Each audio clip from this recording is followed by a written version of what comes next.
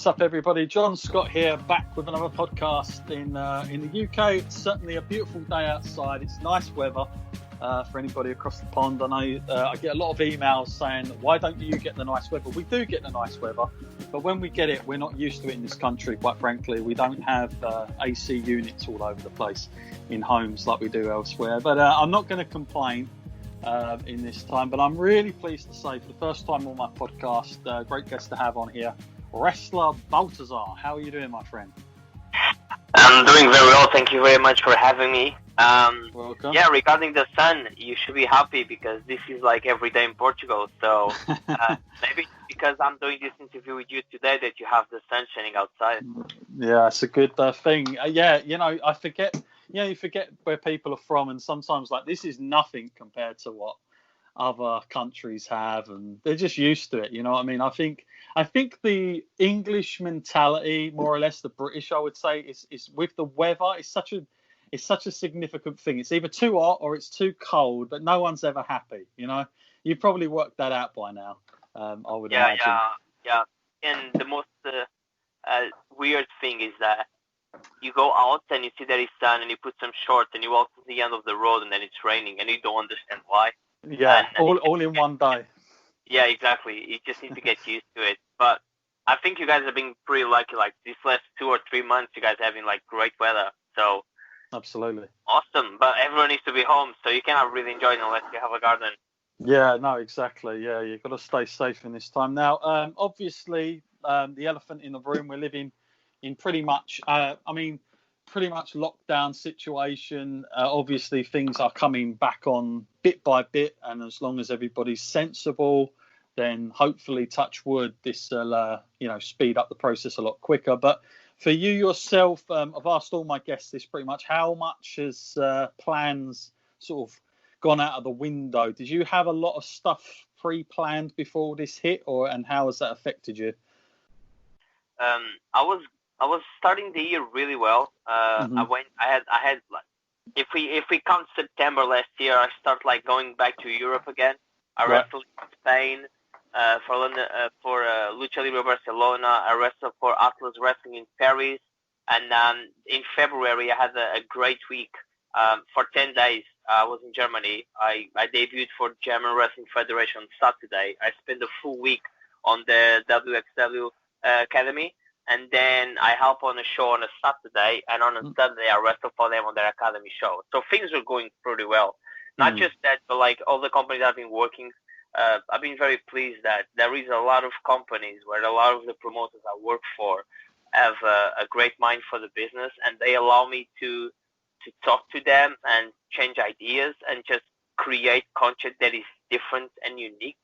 Like companies like EWE, DNA, DOA Wrestling. So those companies, like, they've been very good to me. And the things we had in mind going forward will be great. But unfortunately, quarantine happened and we have to bring a foot back. But that's not like a problem to me. Like most people hate quarantine. I'm enjoying it a lot because it's a big reset. I think it's a reset the world needs.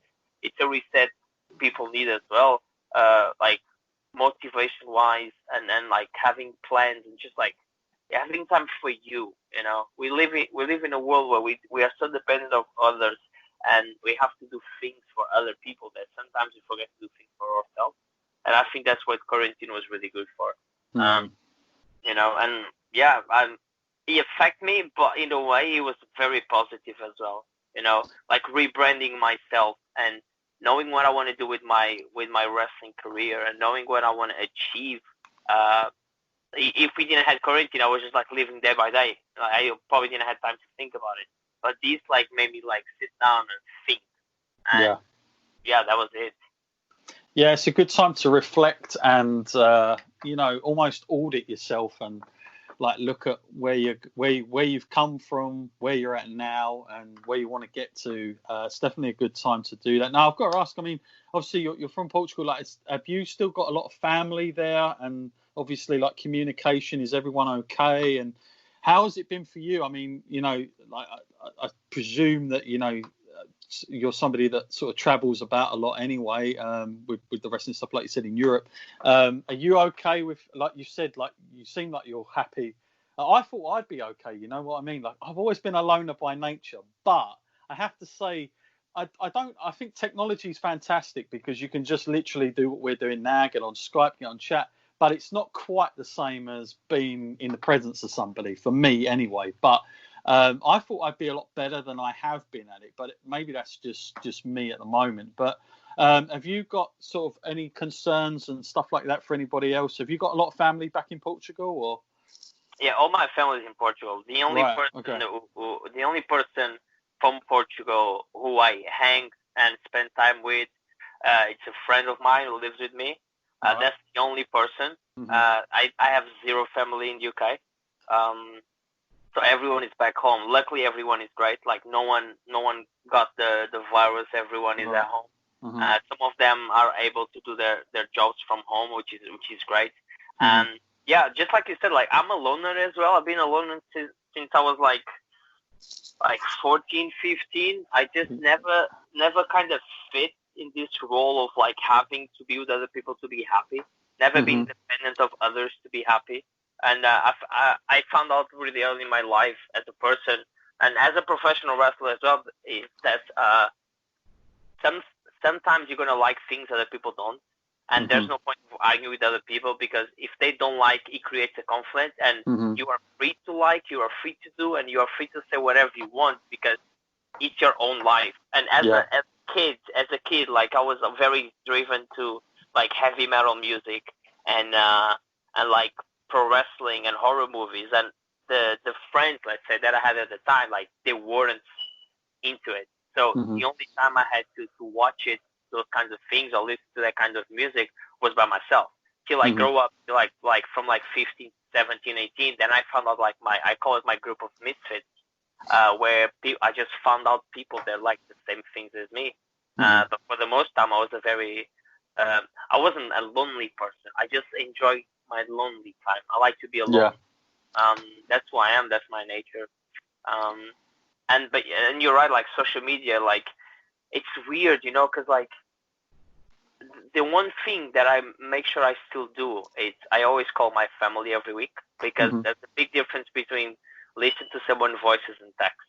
I think when you want to talk with someone that is like dear to you, you should like listen to their voice and if you possibly watching their face because you never know what's going to happen. But regarding that, man, like you don't need to ask people how they are all the time because you go to social media and you see everything. Like everyone posts every day something. So it's like even hard to have like conversations with people nowadays because you just see everything online, you know? Like, how was your Sunday? Oh, you won a championship. Yeah, it's on Instagram. I don't need you to tell me. I can see that. You know what I mean? Just like one of those things that social media changed. But it's like you achieve something on a Saturday, like winning a championship, and instead of them getting your perception of what it was like, they've already got their own because they've seen it on TV or a screen, and that's it. There's no conversation to be had. I guess that's how things have changed. I've got to ask you, growing up in Portugal, how did wrestling come about for you? Like, what was your first experience? Like, how did you come about it? Was it TV? Yeah, it was TV. Regarding this, the question that you asking me, I'm going to release a documentary about my wrestling career. I did a preview for a Portuguese page called SmartDown, but we changed a bit the documentary, like the quality as well. It was a bit forced because like we had 2 weeks to do it, but during quarantine everyone is away, so everything is done via online, and we want to make sure it fits what I wanted to transmit as a wrestler, as a professional wrestler. So in like a week's time or 2 weeks' time, it's going to be available in every social media at Baltazar_207 on Instagram and Twitter. And on Facebook is Baltazar207. So people will be able to see it. And it kind of tells the story of my character, which is a lot who I am as a person as well.